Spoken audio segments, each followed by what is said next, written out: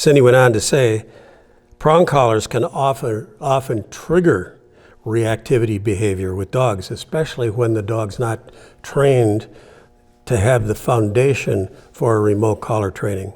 To just slap a remote collar on the dog, and it's a reactive dog, and you take him out and you haven't conditioned the dog to wearing a collar, like we show in my video, and then you stimulate that dog, you could send him into fight or flight. And on a 7-month-old dog, that's most likely going to be fright, not fight.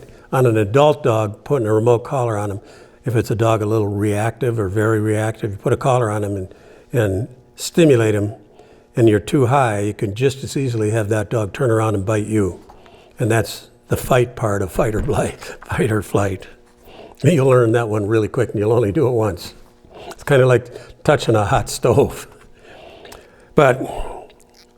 So Cindy said that's often, the remote collar often triggers the problem with the dog. She said, based on this more recent information, I'd suggest you work through the leash reactivity material first, focus on that before worrying much about training with an e-collar.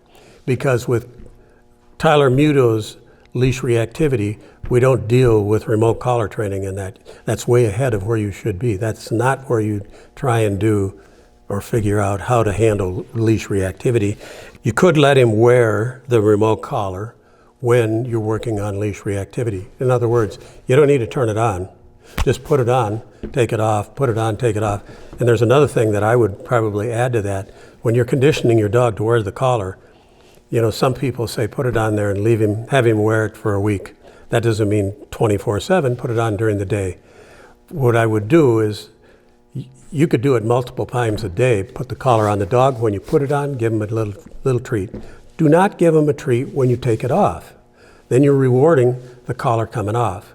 So you can do it throughout the day. Put the collar on, give him a treat, let him have it for a minute, take it off, put it away.